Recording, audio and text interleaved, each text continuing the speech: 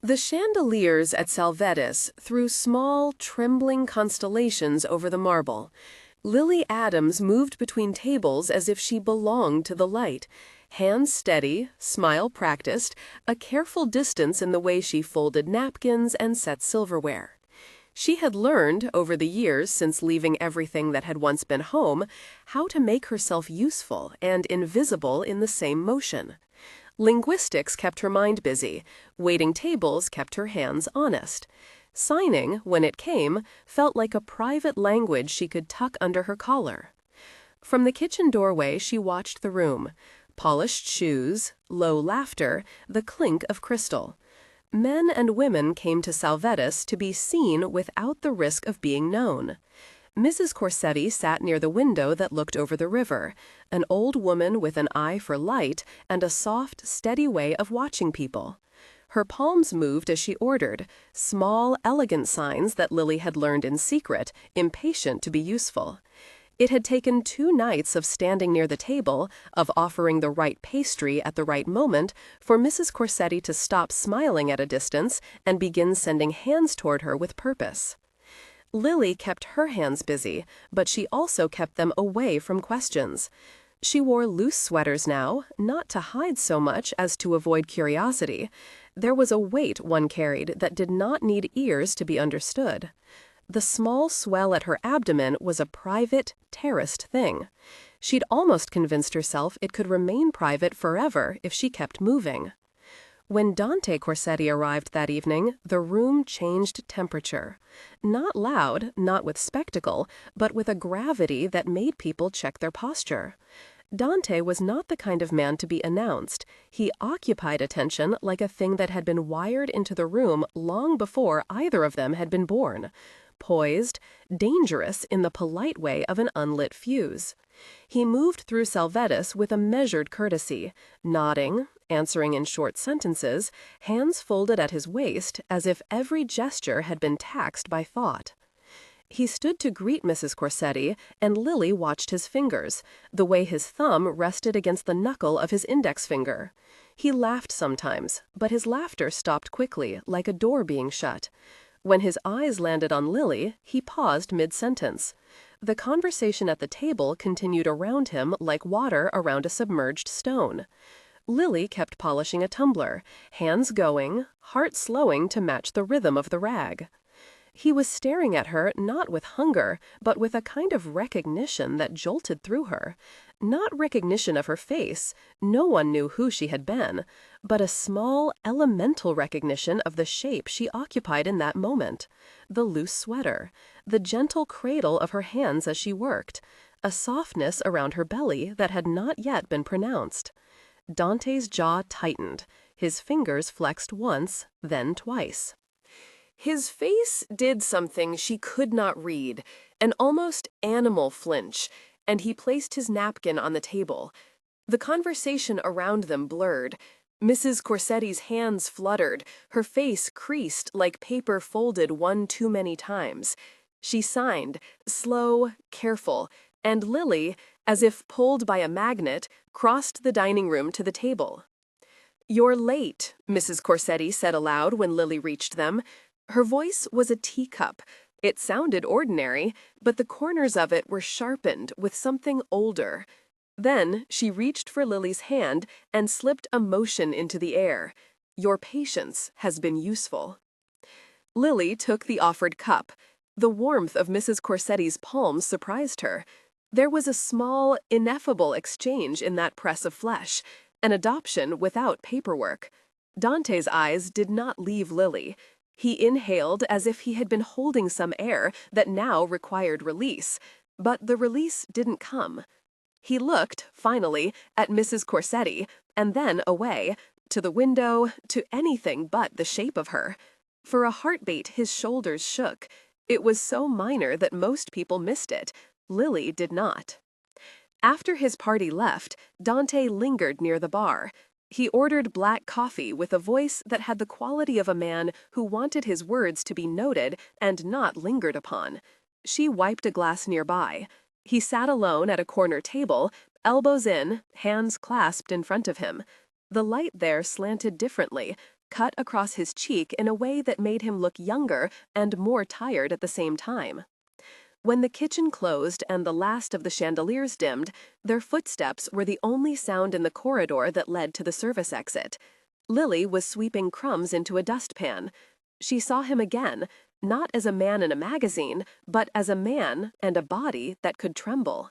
He was standing outside by the alley, under the cold light of a sodium lamp. Rain had begun, threading the world in hazy lines. Dante stood with his back to the restaurant, hands absently rubbing his wrists, shoulders braced against something that might be memory. He did not notice her at first. She paused at the edge of the doorway.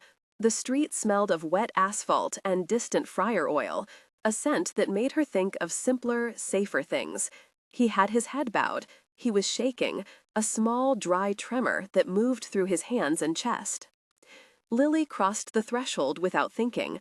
The wind found the edges of her sweater and tugged them like a child testing a seam. Dante looked up. For a moment, the city noise swallowed them both. He tried to straighten. The attempt looked like a contract signed under pressure. Then he saw the curve at her waist. The shaking increased, sudden as a bird startled from dusk. He backed up until his shoulder hit the brick, hands pressed flat. His voice came out low, not meant for the night. He started, stopped. Lily felt the old reflexive caution rise like tide. She said, and then, because a lie would weigh more than the exposure, I need a moment. Dante's mouth worked. His eyes were bright with rain, or tears, or a combination he could not name. He held out a hand, fingers trembling like a wire. Sit, he said, abrupt and human.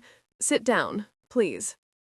She did. On the curb, under the sodium light, two strangers sat, who were both less ordinary than they had been moments before. A car hissed by. The sound of it made the world shrink to the span of their voices.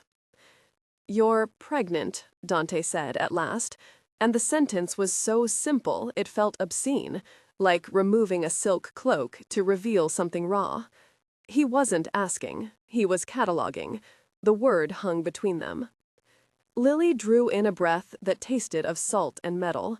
She had not meant for anyone to know for weeks. Yes, she said.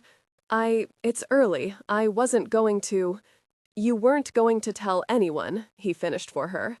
His fingers curled into the palm that was pressed against the brick. Why? He asked, softly, as if it were about the weather and not about a choice that could reroute a life. She considered saying the truth, the O'Malley past, the name that had to be kept as a whisper, the men who still remembered her father's face like a map. She considered saying that she was terrified of what attention would bring. All of that was true. Instead, she said, because some things require certainty before they can be spoken. Dante looked at her then as if trying to read the script of her life from the lines around her mouth. Do you want to be safe? He asked. Lily laughed, a short, incredulous sound. Safety was a theoretical word for her, like an island on a map with no boats. Do you offer? He stopped her with a look. I can offer space, he said, for now. What are you? She began. He caught across her with emotion, not rude but decisive. You don't know me, he said. You don't know what I'm tied to. But he hesitated. It was the first real rupture in his armor. There are things in my life I have been trying to unmake. She had heard rumors of Dante Corsetti's attempts to steer his family away from the most brutal corners of its business. Those stories had the geometry of wishful thinking. The more violent parts of the city liked myth. He seemed to confirm and deny all at once. Why would you? She asked, but the question was both futile and dangerous. Because, he said, and the word was small, I don't want to pass on the worst parts of us. He looked at the curve at her waist, and something like a shudder fell over his face. His hands began to shake again. Lily reached out on impulse and placed her palm over his. He flinched, but did not pull away. Do not be afraid of me for that, he said, voice ragged. Be afraid of what people will do to keep what they think they deserve. He stopped, then resumed, softer. Let me try to keep you safe. The night seemed to exhale.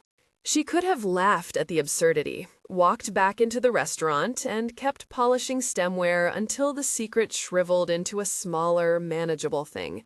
Instead, she stayed.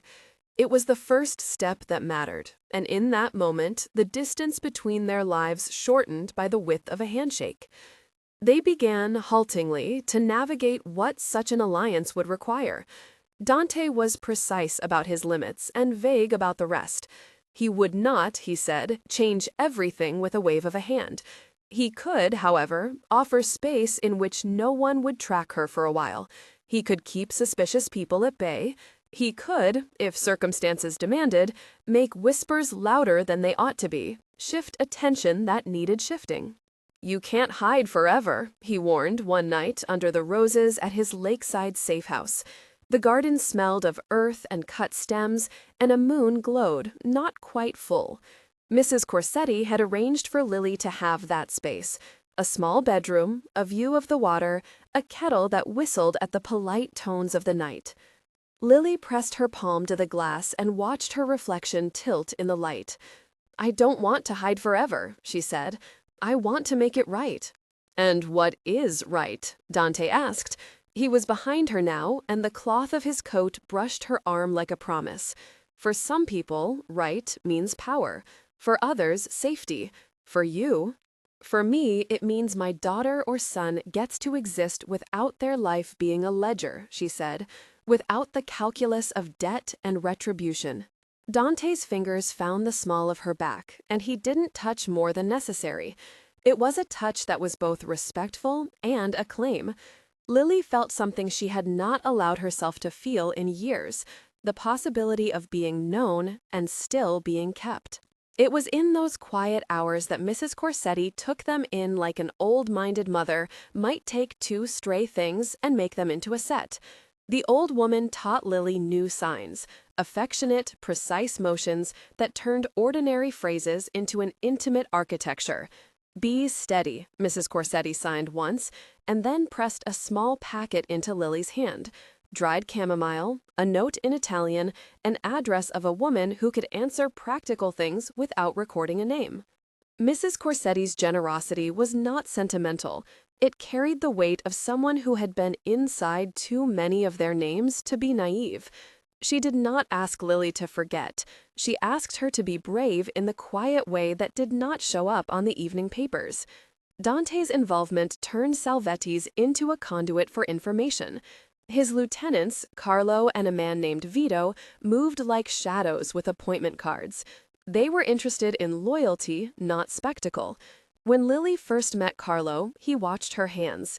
You sign, he observed, not unkindly. That's useful.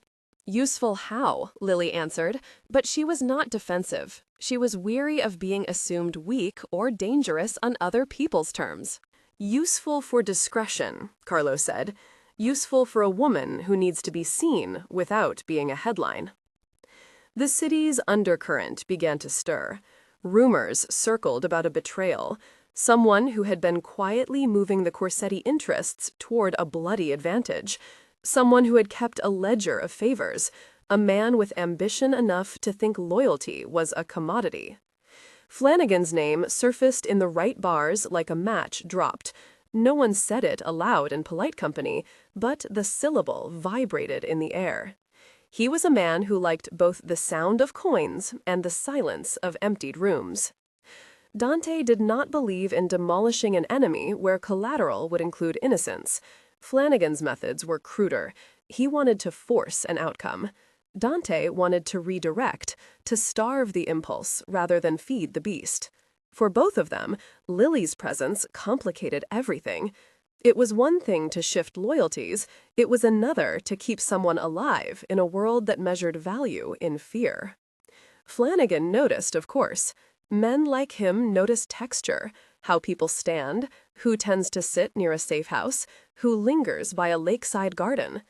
He began to press small, carefully calibrated threats. A messenger with a note left at the curb, a truck idling too long across from Salvetis. These were not declarations of war so much as the tapping of a knuckle at a locked door. One night, a sedan rolled by the safe house and idled under the willow.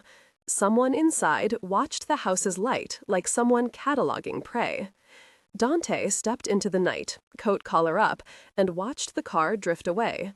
He returned and sat in the parlor with fingers like a man trying to knit together a life. "He is making mistakes," Dante told Lily. He is careless," Lily said. "No," Dante corrected. "He is impatient." Is impatience enough to bring down what he wants? She spoke in a voice that had learned to measure what she could afford. He studied her. Impatience is a dangerous engine. Then, he added, he will make a move that forces a confrontation. Will you be ready? He looked at the curve of her belly with a softness that made her breath hitch. "I will be," he said. "I will not let that be used against you." The plan that followed was not cinematic. It consisted mostly of patience and paperwork and small acts of misdirection. They used safe houses, false appointments, a network of people who had reasons to be quiet. Lily's background in the old world, her knowledge of routes, faces, the way people moved in shadow, became an asset rather than a liability. She learned to read a man's gait the way one reads a sentence, where it started and where it intended to end. Dante watched her become useful and felt, briefly, the dull ache of paternal pride. It surprised him how easily that ache consoled him. Flanagan's audacity escalated when a flash drive appeared in an envelope slipped under the safe house door. On it were files, ledgers, names, recordings of conversations that suggested a betrayal far deeper than petty ambition. The flash drive was a map of corruption: who paid, who bent, who was vulnerable. It put a price on every smile and listed the cost in favors and future threats. If left unaddressed, it would spark a war with victims who had not chosen any of it.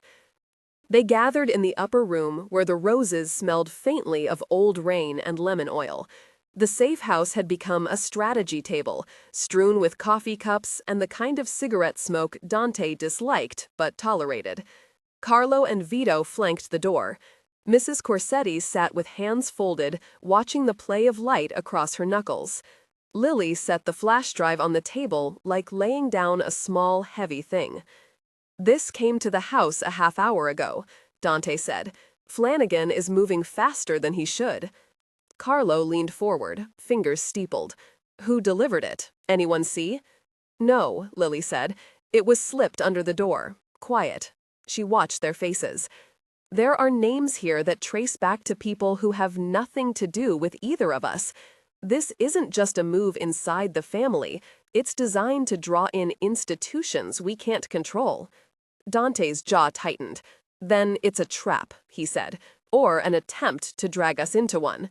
"We need to know who among us has been compromised," Carlo said. "We need to know if Flanagan has allies we don't expect."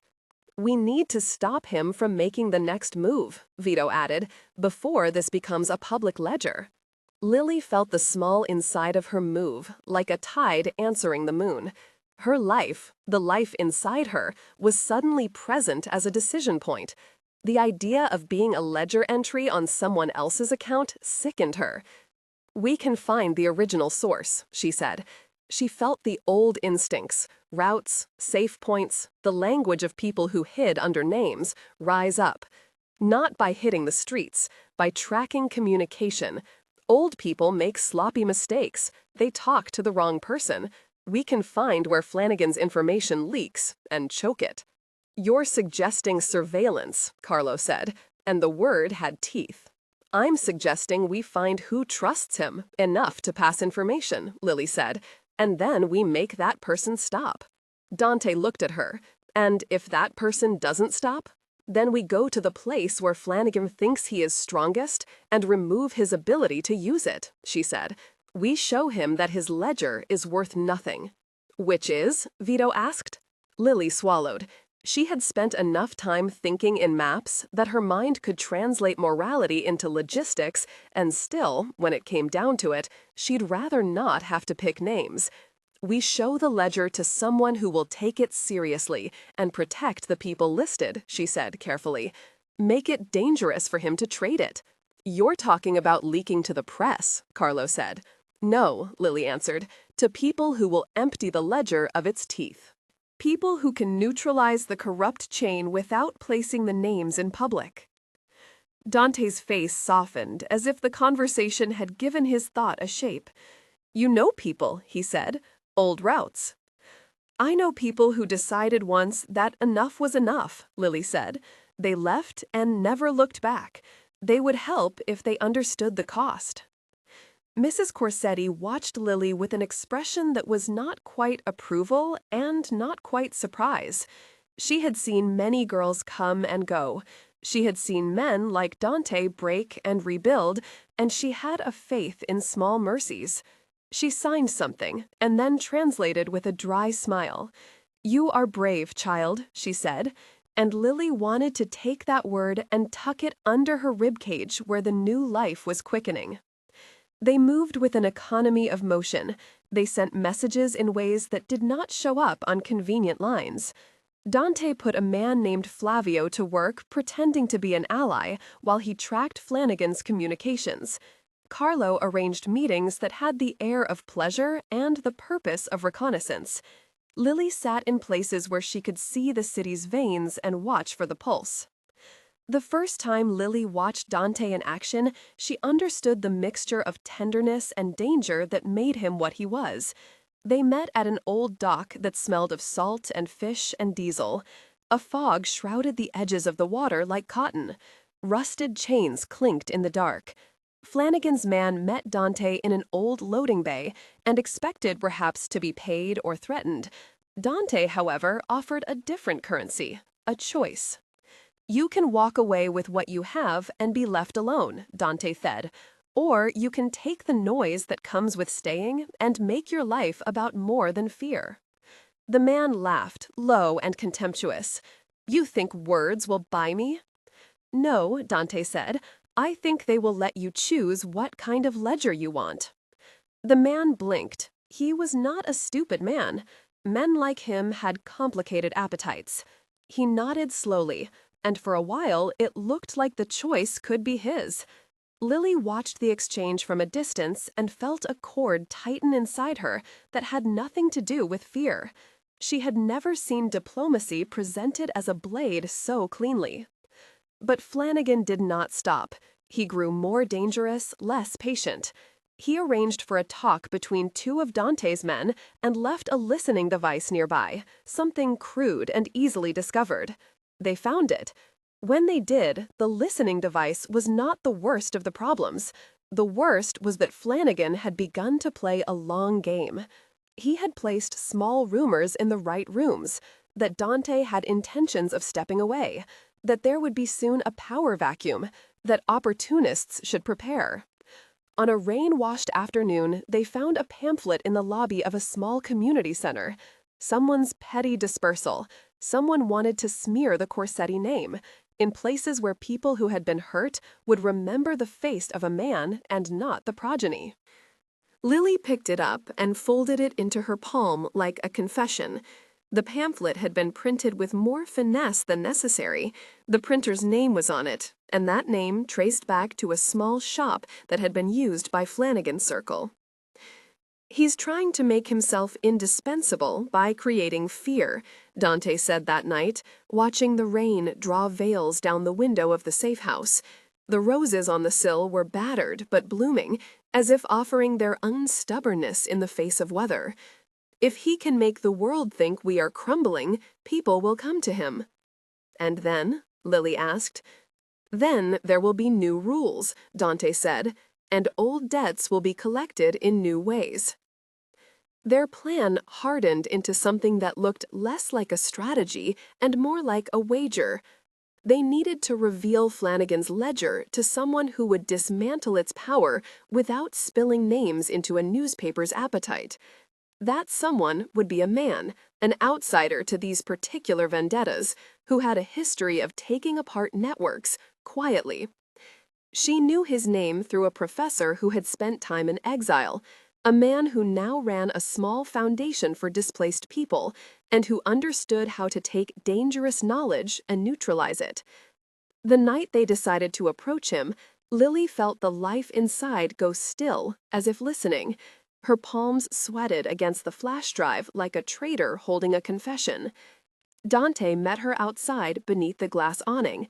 The city was nocturnal and indifferent. He looked at her with a tenderness that made her chest ache.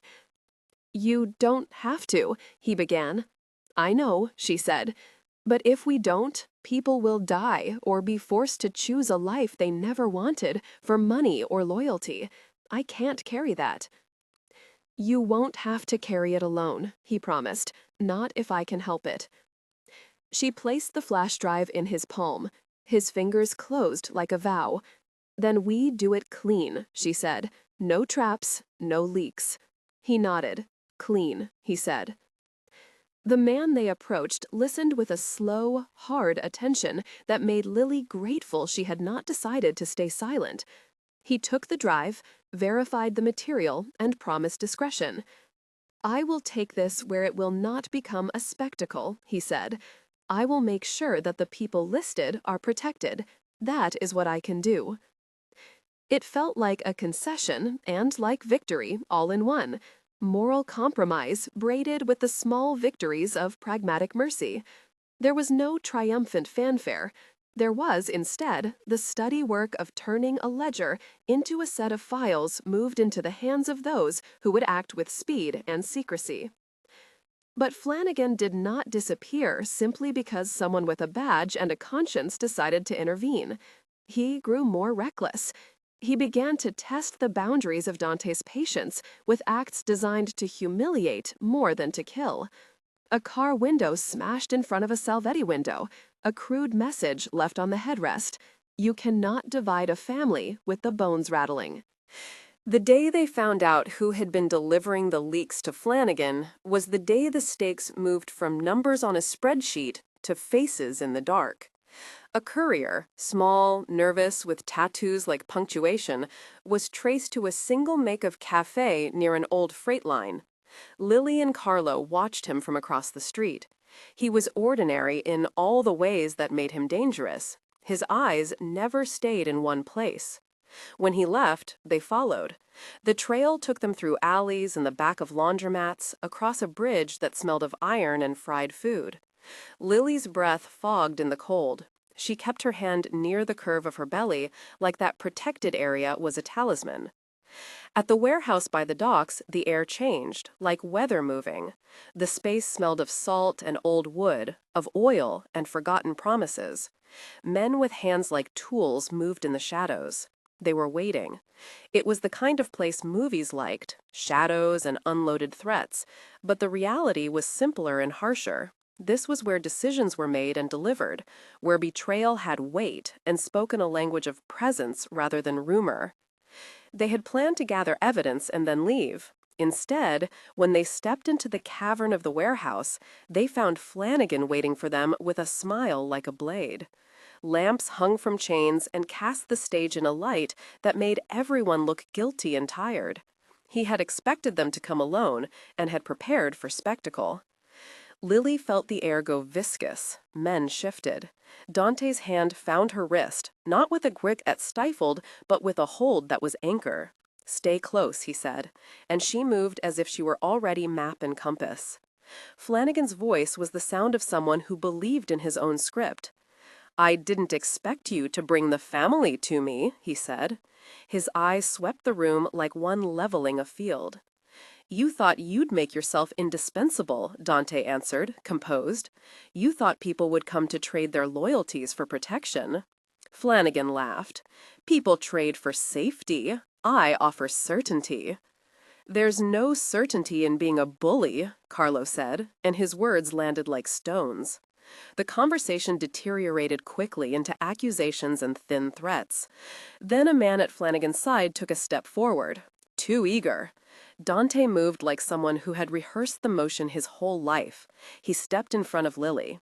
The man reached and grabbed Dante's arm, a crude, aggressive move that would have been easier had Dante not been ready. Carlo and Vito moved in, a measured counterweight. Lily had a peculiar, distant clarity at that moment. She felt the small life inside as if it were a bell chiming in a cavern. She could not let this place become the lexicon of another man's cruelty. She moved, not with violence, but with the force of purpose. She stepped between the men and put a hand up, an arresting sign. It was a movement both to calm and to order. She signed. Small gestures that carried more than language. Stop. Look. See.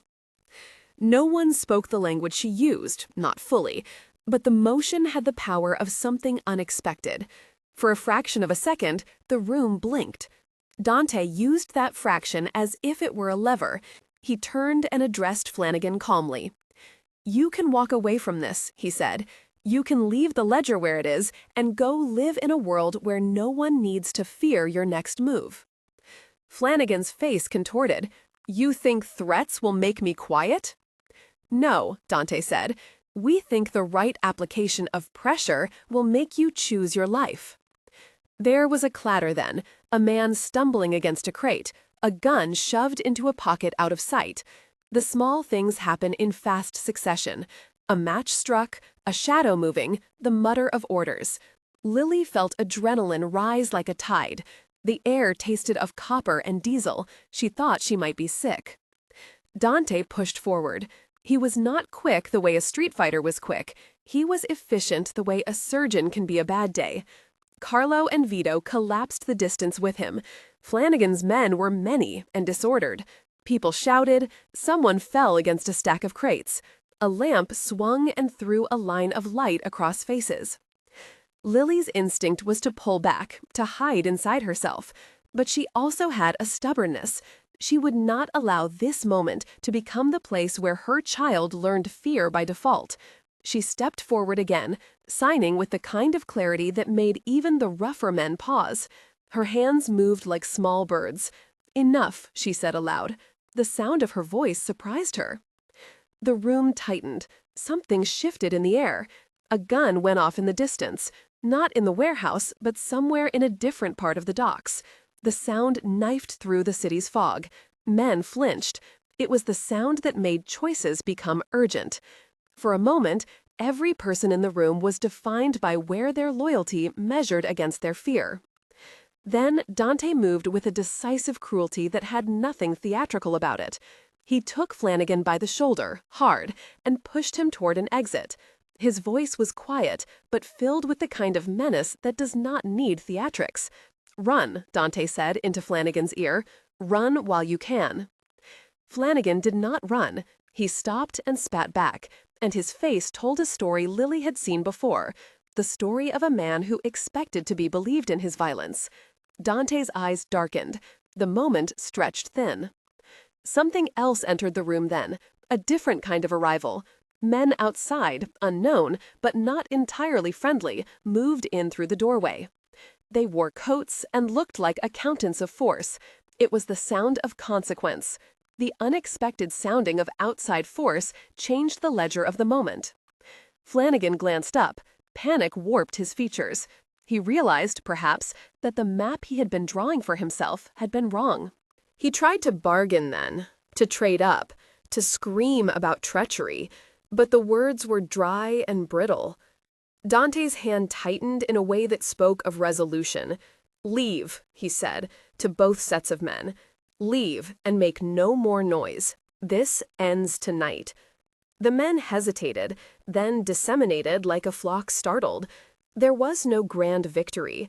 There was a scattering and a retreat. Flanagan, cornered and full of pride, tried one last motion of defiance and then turned and fled through the rain, body hunched, a man outrunning rumor and consequence. Lily watched him go and felt the room peel itself of adrenaline like a cooling wound. Carlo and Vito checked doors. Mrs. Corsetti's hands trembled as she signed a quiet prayer. Dante slumped against a crate and laughed, the sound brittle and then wet. He put his head in his hands. Lily kneeled beside him. Her hands found his, rough palms. "Are you—" she began. He opened one eye and looked at her. "I am tired," he said, "but I'm fine." "You were shaking before," she said, "when you first saw me." He exhaled sharply.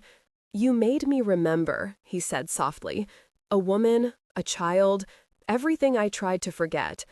He paused, as if not wanting to lay the memory flat. The sound of a small life ending when there was no one to protect it. Lily's throat closed.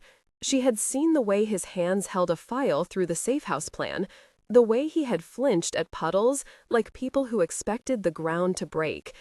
"Do you trust me now?" she asked. He turned his head and pressed his forehead to hers for a long, unpretentious second.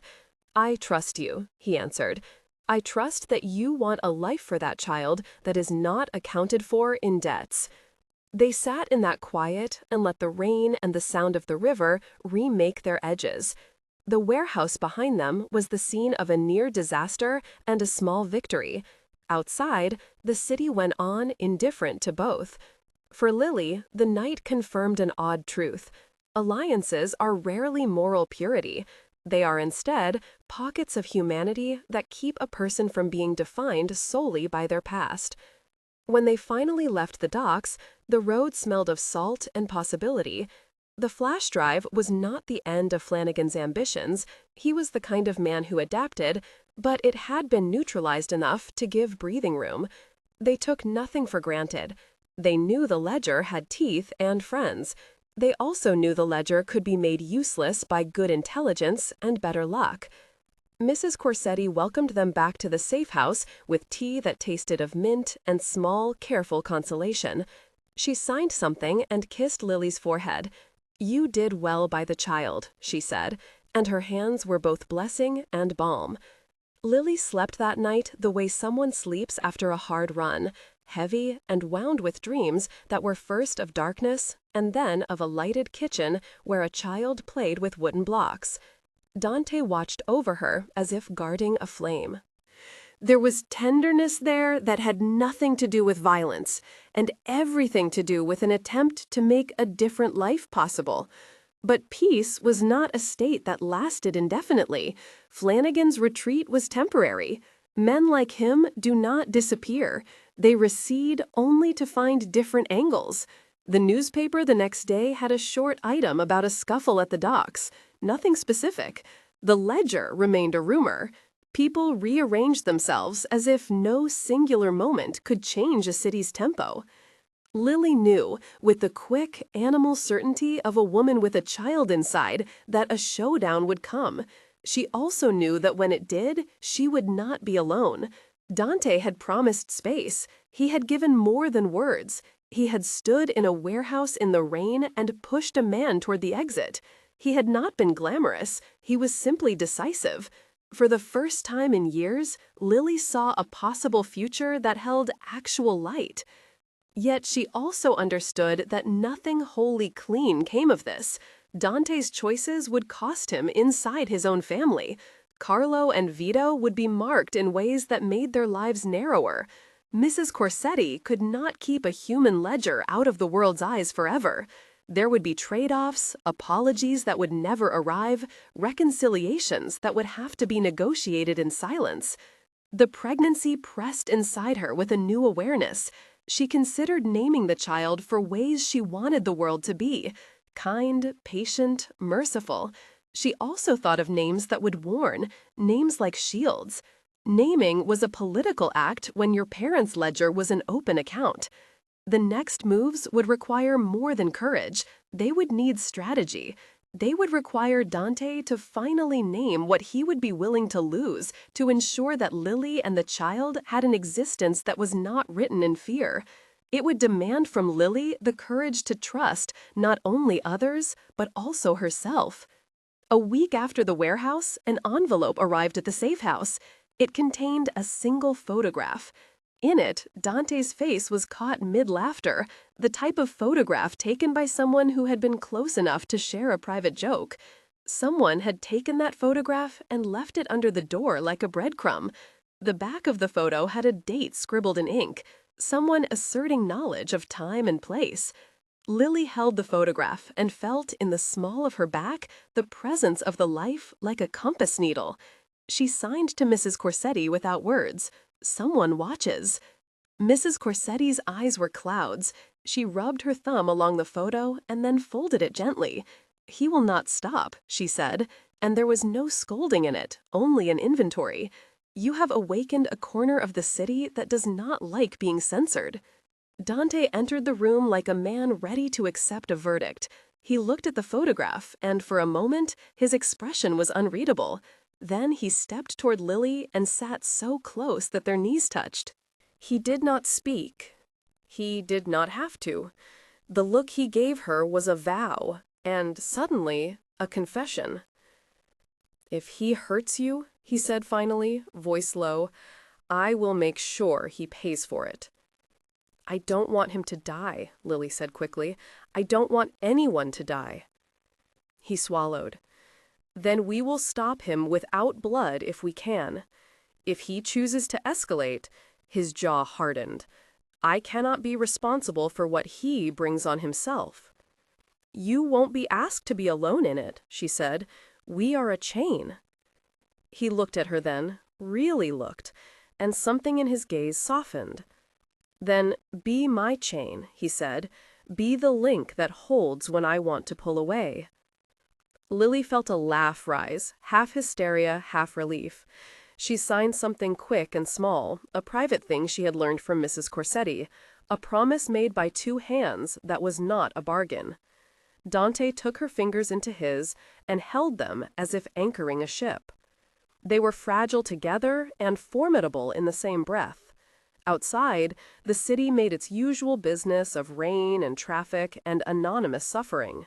Inside, the safe house had the peculiar warmth of people convalescing after a near miss. It was a temporary sanctuary, which is to say, it was honest. The next days were a slow tightening of plans and a softening of moments. Dante and Lily found themselves learning each other's rhythm. There were long hours of silence in which their bodies communicated in the older language of touch and proximity. Dante learned to read Lily's small gestures, how she would cradle a cup, the way her shoulders eased when she felt safe. Lily watched Dante's hands and saw both the capacity for carefulness and the knowledge of how to make a threat feel final without spectacle. Their intimacy was careful at first, a weave of consent and question. When he kissed her for the first time in a way that asked for permission rather than demanded it, she answered by turning her face toward his and drawing his mouth to hers with a gentle practice. It was the kind of tenderness that felt invented for survival and recovery.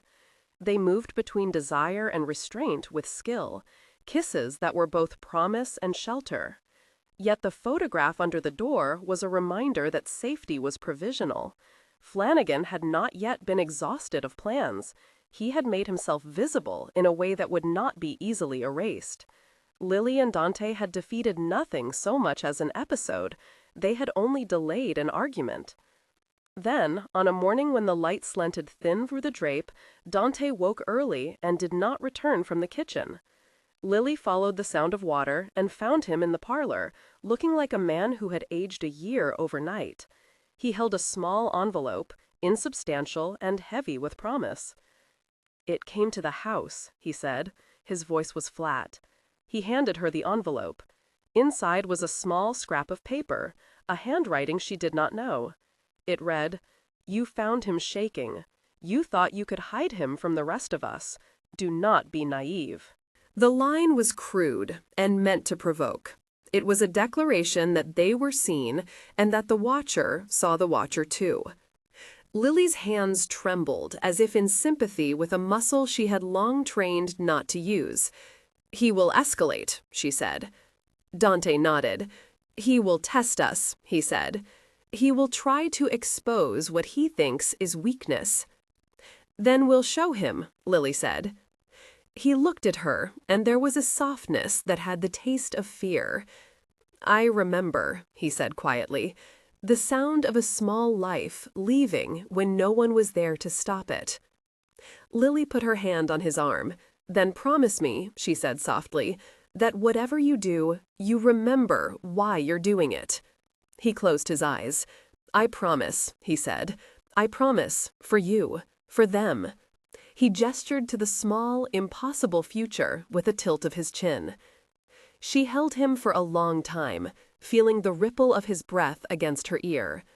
The promise did not erase the ledger or the photograph or the thin fear that threaded them, but it gave them a reason to face the ledger with eyes open. They began to prepare for the confrontation they all knew was inevitable, less with guns than with strategy, less with cries than with the application of pressure in the right place at the right time. Dante arranged meetings that looked social and functioned as chess moves.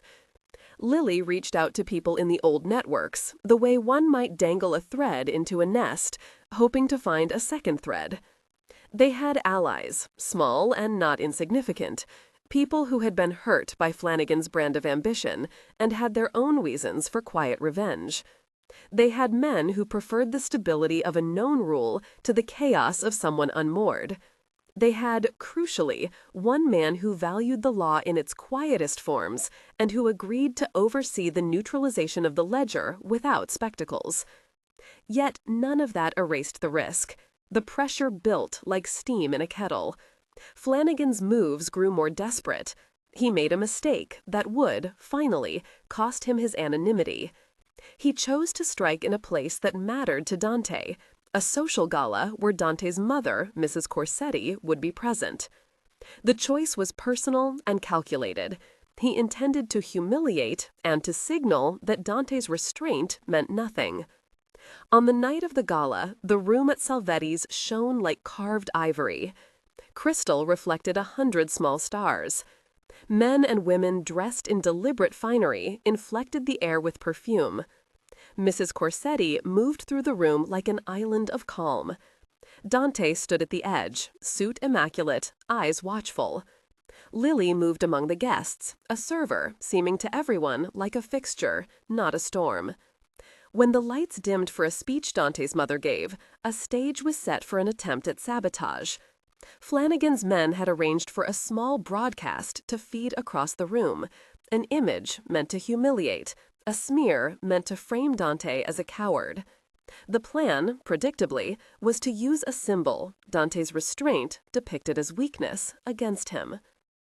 They had prepared a clip, subtle enough to pass as a rumor until people believed it. But people move in arcs, and the arc that had brought Lily and Dante this far had been one of slow, intentional pressure. Carlo and Vito had intercepted the broadcasting devices. The man who had been the courier was taken quietly and shown the ledger's ultimate meaning. Flanagan's plans, like paper ships, had begun to soak and fall apart. Yet, in the moment when the clip should have played, someone reached through the crowd and shoved a photograph across the table. It was a picture of Dante holding a small child's hand in a park, a childhood captured and weaponized. The image landed on the table like a grenade. Laughter died. The room inhaled as one. Dante's shoulders bowed with a weight. He looked at the photograph as if seeing an old wound. The sound in the room sounded like an expectation that a fight would start.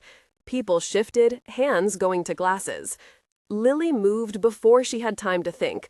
She walked to Dante's side and placed her hand on the table, over the photograph. "This is not what we are," she said, her voice steady. "We do not end things with public shaming." The room watched. Mrs. Corsetti's hands clapped softly, a sign that shut down gossip with courteous pressure. Dante looked at Lily with an expression that was at once breathless and grateful. He reached across the table and took the photograph into his palm. He did not rip it. He folded it instead and set it aside.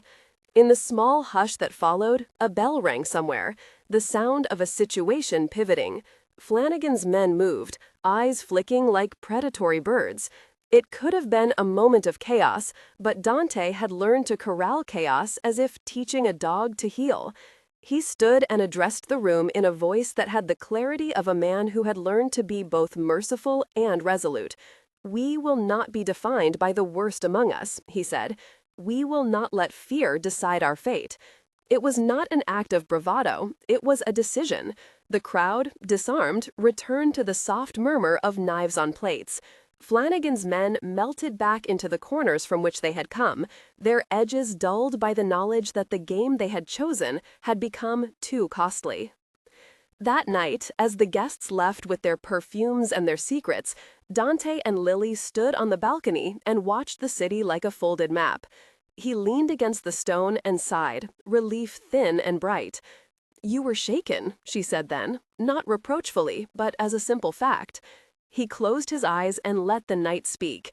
"I saw what I might have lost," he said. "I saw a child and a woman who deserved better than the stories we are told we have to repeat." Lily rested her head against his shoulder. The gesture was small and wholly intended. "Then let us write different stories," she said. Dante kissed the crown of her head with a gentleness that made the night feel suddenly domestic and utterly private. "We will," he said. "We will try." But there were consequences even in attempts. The ledger, its power diminished though not eradicated, had woken something that could not easily be put back to sleep. Allies sometimes made enemies. Decisions in the name of protection required payment. The price, they all understood in the quiet that followed, would not be measured in coin alone. Across the city, men moved and recalculated. Flanagan, humiliated, watched from afar. He did not yet know how badly the night had shifted for him. He would, in time, learn that his choices had consequences that bent his life into forms he had not intended. For now, he stewed and plotted, and in plots there is always risk. Lily went to bed that night with the flash of the photograph burned into the back of her eyelids. She dreamed not of violence, but of a kitchen, sunlight across a table, a small chair pulled out. She woke with the dawn and the weight of decisions like a pulse. She rehearsed possibilities with the care of someone assembling a map. The baby moved beneath her palm, rhythmic and insistent. It was a reminder that life continued regardless of the ledger, that human beings made choices in between the numbers. She rose and found Dante in the garden with a cup of coffee, watching the light on the roses. He looked for a moment like a man at peace with the hard prices he had already paid. "If he comes for us again," he said quietly, "I will not be the same man who let him walk." "You shouldn't be," she replied. "You shouldn't have to be."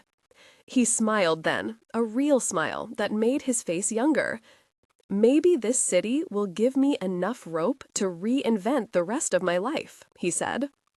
Lily considered the idea of reinvention like one considers an expensive garment. Could one change that greatly without betraying something essential? She watched him for a long time, noting the way his hands moved, the way he breathed. She put a hand over his wrist and felt the pulse there. "Then weave me into it," she said, "not as an ornament, but as a partner." His fingers closed around hers. "Then we will," he said. For now, it was enough. The city hummed. People made their small, anonymous sacrifices and their small, gracious reconciliations. The ledger had been neutered by discretion and the intention of men who had the capacity for mercy.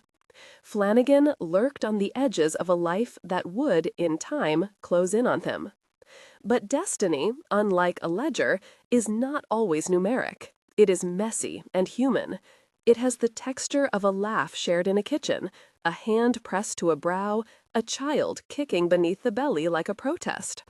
Lily learned in the weeks that followed how to balance fear with joy, how to write small rules into her days that made her feel safer. The place where she left her keys, the sign she used to ask for quiet, the way she made tea and left it to cool for someone who might come home late. Dante learned to live with the knowledge that every action in his orbit could hurt people he loved. He learned that restraint was not weakness, but a different kind of force. He learned to be present without suffocating, to be decisive without cruelty. Yet, if the story were to be honest, it would admit that no victory is without its cost. Flanagan's retreat had meant that other people in the city had to shift. Some of those shifts created ripple effects. A man who had been silently coerced into doing harm no longer had leverage. A family that had once depended on fierce currency found themselves vulnerable to a different type of pressure. The ledger had not vanished, it had been redistributed. Some people were better for it, others suffered the subtler kinds of loss.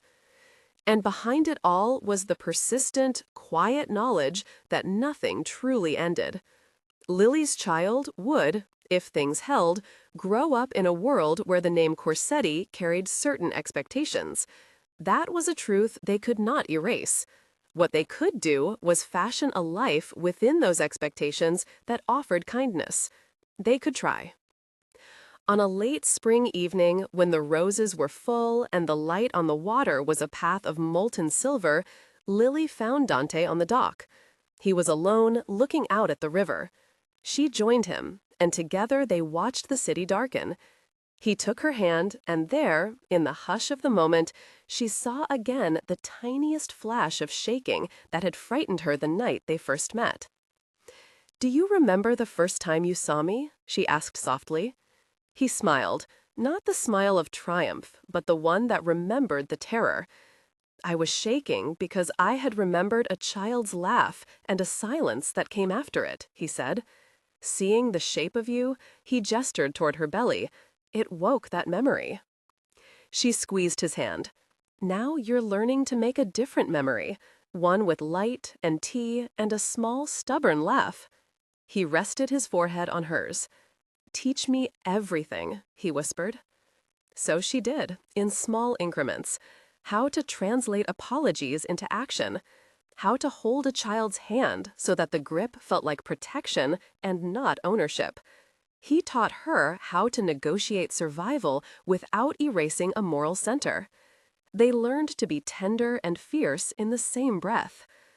And yet, even in the quiet blossom of their new life, the past could not be wholly made to sleep. Flanagan, having been humiliated, lurked. The ledger was not yet footnote. People they had trusted in the past were still people, with appetites and complicated loyalties. The city was a place that rewarded adaptation over principle. Lily knew this and loved Dante the more for it, because he tried, because he stood in the light and let it touch his face, because he learned, painfully and beautifully, that to be powerful and to be merciful could be held together. A month later, a man at the docks delivered a rumor that Flanagan had left town. The word was small and generous, and perhaps true. Men cheered in low places. Women sighed. But rumors had the lifespan of anything human, susceptible to embellishment, to wishful thinking. They celebrated in small ways: a dinner with Mrs. Corsetti, a quiet night in the safe house where the kettle sang. Lily felt sometimes like someone living on the edge of a cliff and learning to plant roots that went deep. She talked aloud to the child in her belly sometimes, naming the world she hoped to give them. Dante watched and listened and placed his ear against her stomach, listening for the faint kick that answered like a secret. Yet the city has a habit of reminding you of the ledger's existence. One afternoon, as Lily walked near Salvetis, she saw a figure on the pavement who looked familiar in a way that unsettled her. He was not Flanagan, but a man who had been in his circle, and his eyes were sharp and pleased. He nodded at her as if acknowledging a shared joke. Lily's palms went cool. That evening, there was a message slid under the safe house door. A single line, written with care. "You cannot hide the future by moving its people. The ledger is patient." Dante read it and did not flinch. "He is pushing," he said. "He wants to show us he is still in the game." "Then let him push," Lily answered. "We will not give him the reaction he seeks." Dante looked at her with something like awe. "You are steady," he said. "Your steadiness is not weakness, it's an art." They held together like two halves of something being made anew. But their togetherness would be tested. A confrontation was coming, one that would force choices in ways they had not fully rehearsed. They had neutralized a ledger, made moves that had cost them small things and large ones. Now the city would decide if mercy could outmaneuver ambition. On the day the confrontation finally cracked the surface, Lily found Dante in the parlor with a letter in his hand. He looked at her, and the color drained slightly from his face. "They named a price," he said, "for something neither of us can pay." She felt the world tilt. What do they want? He placed the paper on the table, an ultimatum. It was not gory, not even cruel in a direct way. It was bureaucratic. They wanted proof of loyalty. They wanted a public renunciation. They wanted an act that would force her to choose between the private safety she had with Dante and the public life a child might inherit. Lily's breath came short. "We won't," she said. "We may have no choice," Dante said. "They will pressure. They will leverage what they think matters." "Then we fight them in a different way," Carlo said, stepping into the room as if he had been summoned by gravity. "We remove their leverage." "How?" Lily asked. Carlo's face was calm and a little weary. "By making the decision for them," he said. "By creating a scenario where the cost of continuing is more than the cost of stopping." Lily stared at the paper as if it were a small animal. It did not move. She swallowed hard and pressed her hand to her belly. "Whatever we do," Dante said quietly, "we do without spilling blood we can't collect." Their plan crystallized then into something that would require courage and careful cruelty. They would have to expose the moral bankruptcy of the ledger in a way that took away its capacity to leverage people. They would have to show Flanagan that his choices made him a public liability. They would have to do it in a way that shielded the innocent. Lily's presence in the plan was both leverage and a target. She had to become, for a while, the public face of a private decision. That was something she never wanted, and now had to accept. She thought of the small life inside. She thought of the names people use when naming what they love. She thought of the dignity of a child who might one day ask why the world had the shape it did. She thought of Dante's shaking, the first night she saw him in the alley, and how memory could be both a trap and a teacher. "We will do it," she said at last, and in her voice there was a steel that had been forged by the ledger's threat. They put the plan into motion with the methodical speed of people who had little choice. They made the ledger public, not in a newspaper that would feast, but in a court of people with the power to compel change. Community leaders, neutral officials, people who could enforce change through the slow bureaucratic machinery of goodwill. They named names not to destroy lives, but to remove the tooth of the ledger. They offered testimony, evidence, protection. Flanagan did not disappear quietly. He fought in the ways he knew, via rumor, via intimidation. But the social pressure they had marshaled was different. It had weight behind it that did not rely on fear. It relied on a broader kind of consequence: loss of contact, loss of status, things that men like Flanagan sometimes found harder to stomach than threats of violence because they punished the ego in a public currency he valued. In the end, the ledger's power faded not because they had shot the man publicly, but because they had made his currency worthless.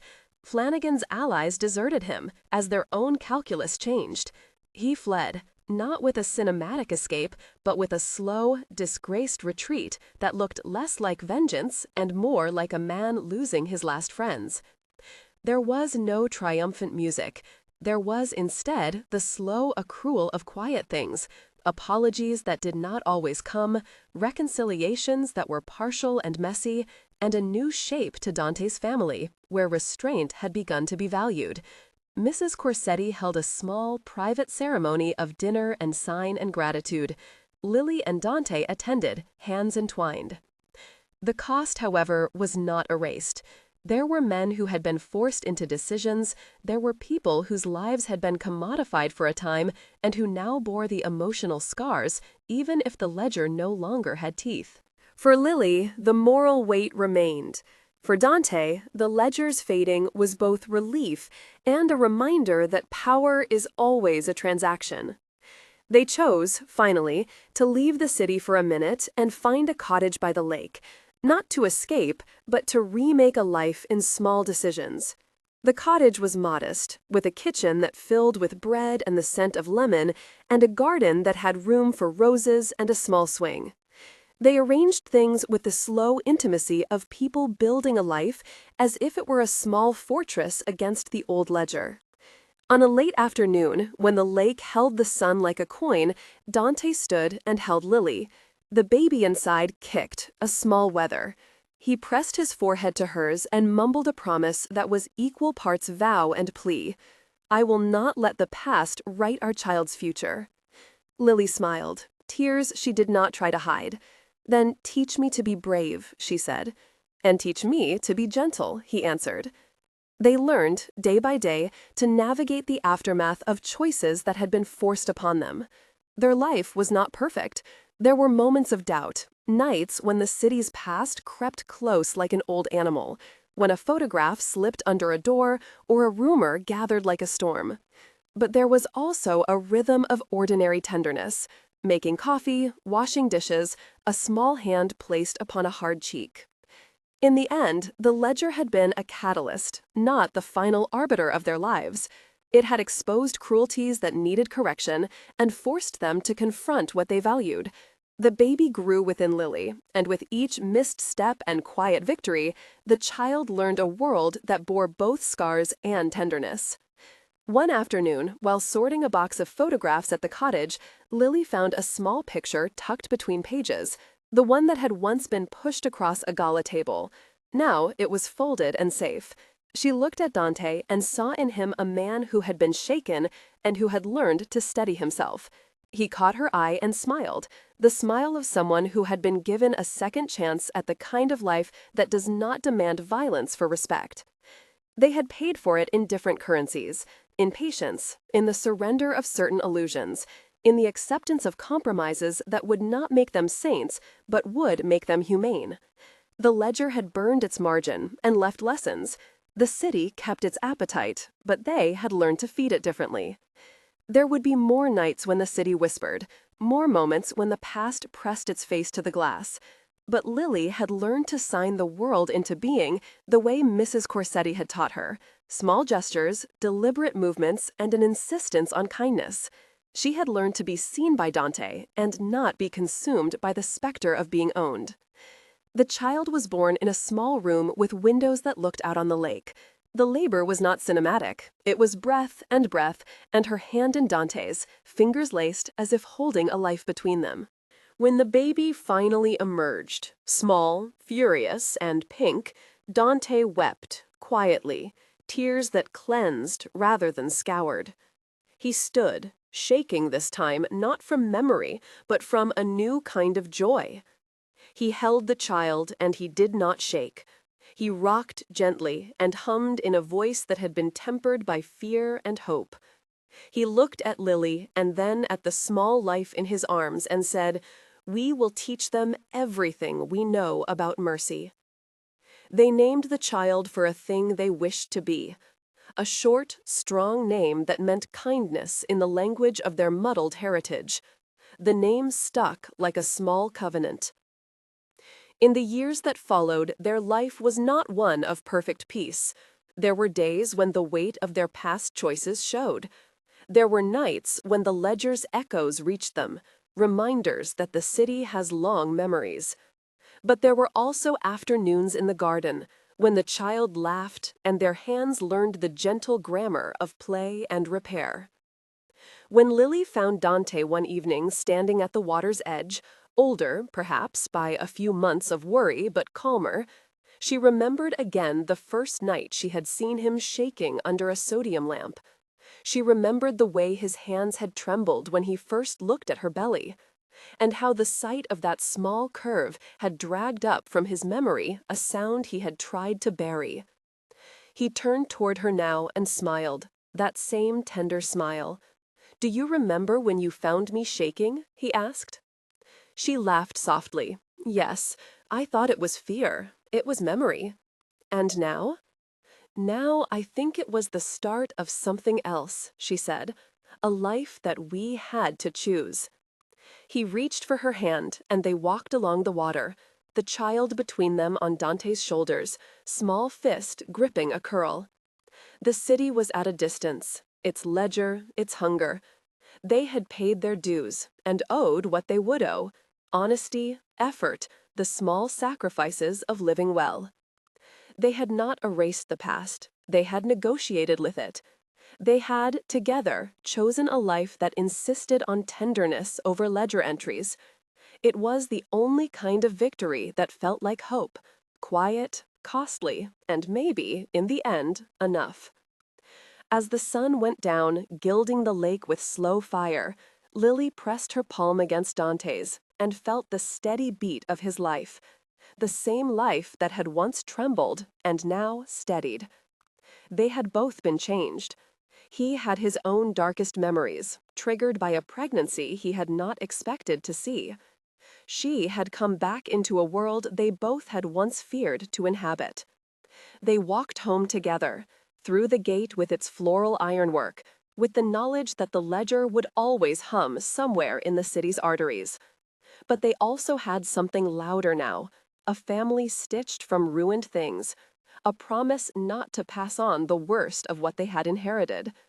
They had chosen mercy because the alternative had too many costs. When they closed the door behind them, the house was warm and held the sound of a small life breathing.